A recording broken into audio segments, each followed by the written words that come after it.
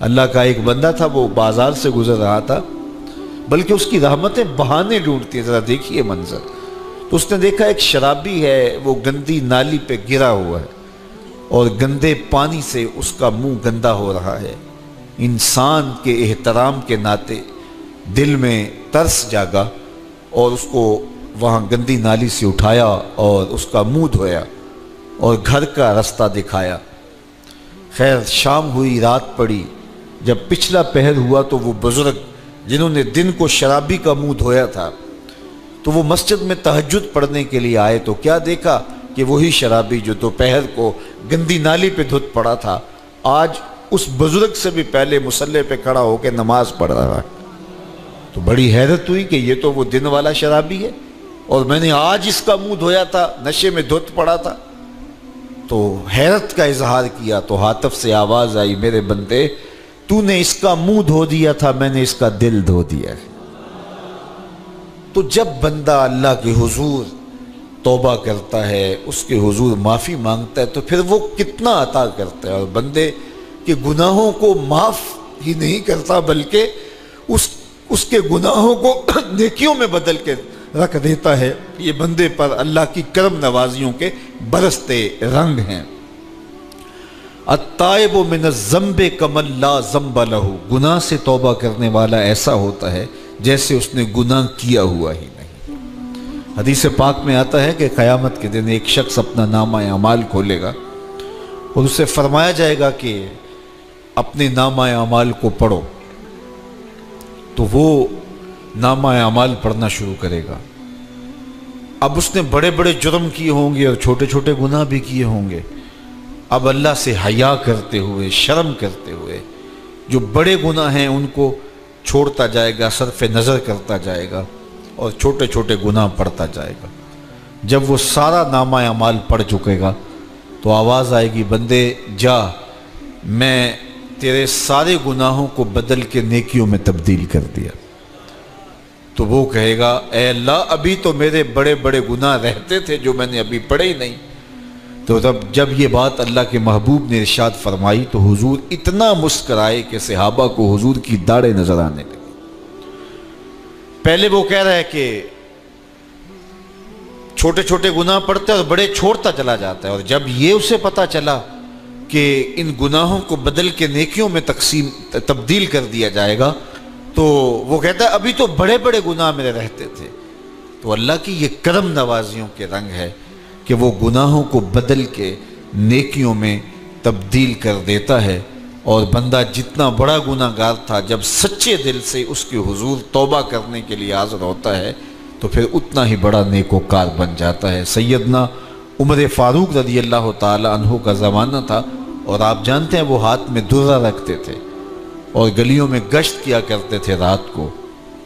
دن کو بھی آپ دیکھتے تو ایک شرابی تھا جو ہاتھ میں شراب کی بوتل لیے آ رہا تھا، اچانک گلی کا موڑ کاٹا تو آگے حضرت عمر آ رہے تھے، ایک دم ڈر گیا اور دل ہی دل میں کہا، اے اللہ حضرت عمر کے قہر سے بچا لے، ساری زندگی شراب نہیں پیوں گا۔ سچی توبہ کر دی اور جلدی سے وہ شراب کی بوتل بغل میں دبا لی۔ اتنے میں حضرت عمر بھی سر پہ پہنچ گئے اور کڑک کے کہا، گرج کے کہا کہ یہ تیرے پاس کیا ہے؟ تو تھی تو شراب۔ اب ڈرتے ہوئے اس نے کہا، حضور یہ سرکہ ہے۔ تو حضرت عمر فرمایا، نکالو۔ اب وہ تھر تھر کانپ رہے اور بغل سے وہ شراب کی بوتل نکالی۔ جب نکالا تو وہ شراب نہیں تھی، سرکہ بن چکا تھا۔ تو جو اللہ شراب کو سرکے میں بدل دینے پہ قادر ہے، وہ گناہوں کو نیکیوں میں بدل دیتا ہے۔ تو یہ ایک صورت دکھائی کہ دیکھو یہ شراب کو سرکے میں تبدیل کر دیا، تمہارے گناہ بھی نیکیوں میں تبدیل کر دیں گے۔ تم آؤ تو صحیح اس کی چوکھٹ پہ، تم ہاتھ تو پھیلاؤ۔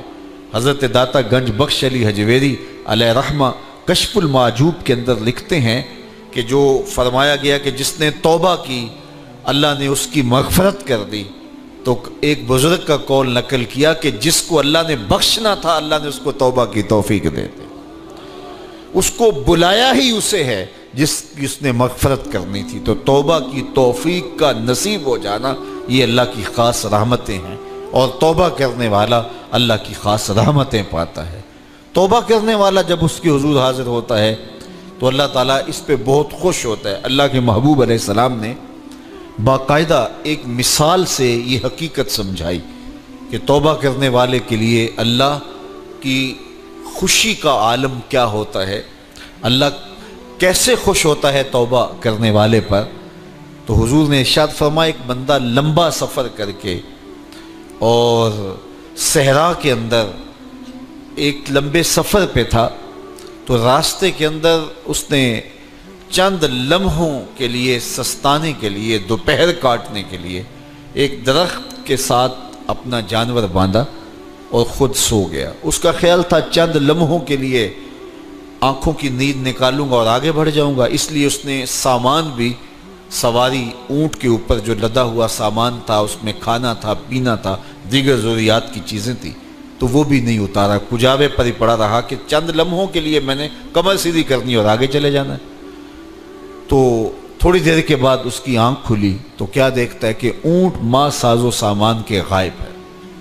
تو صحرا میں اونٹ کا گم جانا زندگی گم جانے کے مترادف ہے۔ تا حد نظر نہ کوئی آبادی، نہ کوئی انسانی وجود، تو پھر زندگی نہیں موت کے منہ میں اپنے آپ کو دھکیل لینا ہے جنگل میں، اگر آپ کے پاس کچھ باقی نہیں بچتا ہے۔ تو اس نے دیکھا کہ سواری غائب ہے، سواری غائب ہے تو اس کے اوپر جو سامان تھا وہ بھی غائب ہے، تو وہ دائیں بائیں بھاگا دوڑا اس خیال سے کہ میں جو ہے وہ اپنی سواری کو تلاش کر لوں، لیکن سواری نہیں مل پائی۔ تو پھر وہ دوبارہ آیا اور اسی جگہ بیٹھ گیا، اب موت کا انتظار کرنے لگا۔ چونکہ صحرا میں سواری گم گئی اور میلوں تک انسانی آبادی ہی نہیں ہے، تو وہیں پیاس سے ہلکان ہوا، بے چین ہوا، وہاں درخت کے ساتھ ٹیک لگا کے موت کا منتظر ہو کے بیٹھ جاتا ہے، اور یوں بیٹھے بیٹھے اس کی آنکھ لگ جاتی ہے۔ اچانک اس کی آنکھ کھلتی ہے تو کیا دیکھتا ہے کہ اونٹ ماں ساز و سامان کے پاس کھڑا ہے۔ تو اونٹ کا ملنا زندگی مل جانا تھا، تو وہ اتنا خوش ہوا کہ خوشی سے اس کی زبان بل کھا گئی۔ وہ کیا کسی نے کہا نا کہ جب بھی تیری قربت کے امکان نظر آئے ہم اتنے خوش ہوئے کہ پریشان نظر آئے۔ تو کہنا تو یہ تھا کہ اے اللہ تو میرا رب اور میں تیرا بندہ، لیکن وہ خوشیوں کے ہجوم میں درک گیا اور کیا کہتا ہے، اللہم انت عبدی وانا ربک، اے اللہ تو میرا رب، تو میرا بندہ اور میں تیرا رب۔ تو اس قدر وہ خوشیوں میں درک گیا کہ اس کو اپنی زبان پہ قابو اور کنٹرول نہ رہا۔ کسی کے آنے سے ایسے ہوش اڑے ساقی کے، شراب سیخ پہ ڈالی اور بوتل میں کباب۔ تو کہتا ہے اللہم انت عبدی وانا ربک، تو میرا بندہ اور میں تیرا رب۔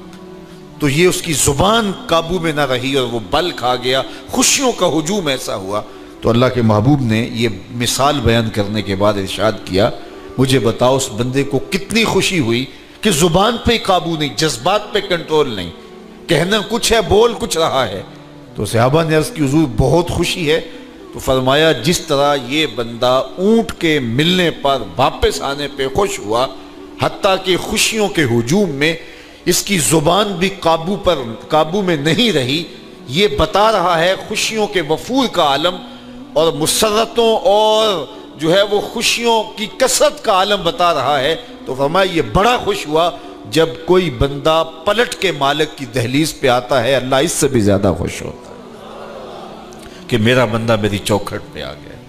تو پھر اللہ یہ نہیں دیکھتا کہ اس کے گناہ کتنے ہیں، سمندر کی جھاگ کے برابر بھی گناہ ہو تو معاف کر دیے جاتے ہیں، اس لیے کہ میرا بندہ پلٹ کے میری چوکھٹ پہ آیا ہے۔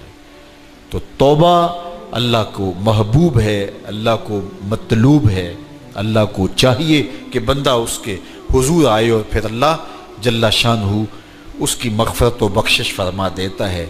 یہ موسم نور کے موسم ہے، عام دنوں میں بھی توبہ کرو، دن میں کرو یا رات کو کرو، کسی بھی مقام پہ توبہ کرو، اللہ معاف کر دینے والا ہے۔ لیکن یہ خاص ایام تو ایسے ہیں کہ اللہ کی رحمتیں بندوں کو معاف فرما دیتی ہیں، اور اگر کوئی توبہ کا جو ہے وہ دامن پکڑ کے آ جائے، اس کے حضور حاضر ہو جائے، تو پھر اللہ تعالیٰ جل شانہ بندوں کی خطائیں بھی معاف کرتا ہے اور ان کے گناہوں کو بدل کے نیکیوں میں تبدیل کر دیتا ہے۔ خوش نصیب ہیں وہ لوگ جو ان بابرکت ایام میں اپنی بخشش کا سامان کر لیتے ہیں، اور ان سے بڑا بدبخت بھی کوئی نہیں جو ان سہانے موسموں میں بھی پیاسے رہتے ہیں اور ان موسموں میں بھی ان کی بخشش و مغفرت نہیں ہو پاتی۔ رت سہانی ہو، موسم اچھا ہو، تو مجھے بتاؤ کہ جو اس موسم میں بھی اپنے آپ کو محروم رکھے تو اس سے بڑی بد نصیبی کیا ہوگی۔ اللہ کے محبوب علیہ السلام نے منبر کی تینوں سیڑھیوں پہ قدم رکھتے ہوئے آمین آمین پکارا، تو حضور علیہ السلام سے عرض کیا گیا یا رسول اللہ صلی اللہ علیہ وسلم، ہر سیڑھی پہ قدم رکھتے ہوئے آپ نے آمین کہا، تو آپ نے کس بات پہ آمین کہا؟ فرمایا جبریل امین حاضر خدمت ہوئے اور انہوں نے کہا اس شخص کی ناک خاک آلود ہو جو ماہ صیام رمضان المبارک کو پائے اور اپنی بخشش نہ کروا سکے۔ تو میں نے اس پہ آمین کہا کہ اتنا مقدس مہینہ نصیب ہو، اتنا سہانا موسم آئے اور وہ پھر جہاں کھڑا تھا وہی کا وہی کھڑا رہے۔ میں اور آپ اپنا محاسبہ کر سکتے ہیں۔ موسم رحمت اور فصل نور رمضان المبارک اپنا آدھا سفر طے کر چکا ہے، یہ مبارک مہینہ آدھا سفر اس کا بھی باقی ہے۔ تو میں اور آپ ذرا اپنے آپ کو اپنے ضمیر کی عدالت میں کھڑا کر کے اپنے آپ کو دیکھ کر کے دیکھیں، سوچیں کہ ہم نے ان 15 دنوں کے اندر کتنا سفر طے کیا۔